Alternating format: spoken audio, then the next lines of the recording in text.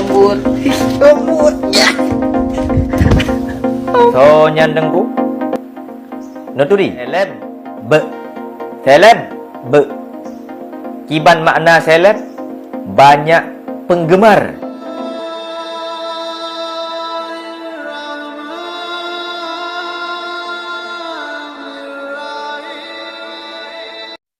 Ombur. Ombur. Ya. So nyandengku noturi seleb be kiban makna seleb banyak penggemar, banyak idola. Ahwate nu pelayang video bak media banyak penonton, itulah seleb. Menye video-video yang nu pelayang adalah sebuah kemungkaran, maka kamu wajib mencegah. Hai tengku kon menan cara pingat malai gop menye nu umbar-umbar aurat bak media hana malai menye kakamu pingat muno malai.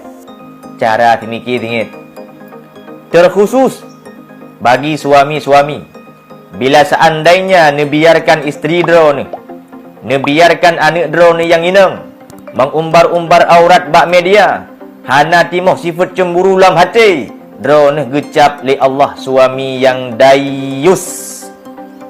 Suami yang dayus belehan tak pegah tamang syurga tunggu mutuah, be syurga tidak akan pernah bisa menciumnya. Aurat yang neumbar bak media sosial akan jid ke dosa jariah selama hanan hapuh.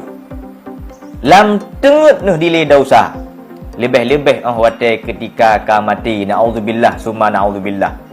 Ne istirahat lam muru sementara dosa sabe-sabe dile kram krum getepet li malaikat hancur atau ni bekah tu lurang.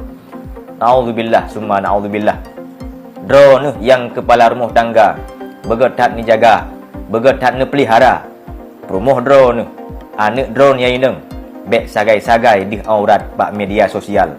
Lebih-lebih bak tempat publik yang lainnya rupa. Berjuta-juta mata ditonton. Bahkan urung yang tonton menyeiik ke syahwat jika dausa cip. Lebih-lebih urung yang peiknyan jid ke dausa jadiah. Naudzubillah summa naudzubillah. Kajit tunggu, kajit piuh, bekli, tanya Aceh urung yang mulia. Bek tak peik, bek tak lemah video-video menan. Malai bangsa, malai dadat.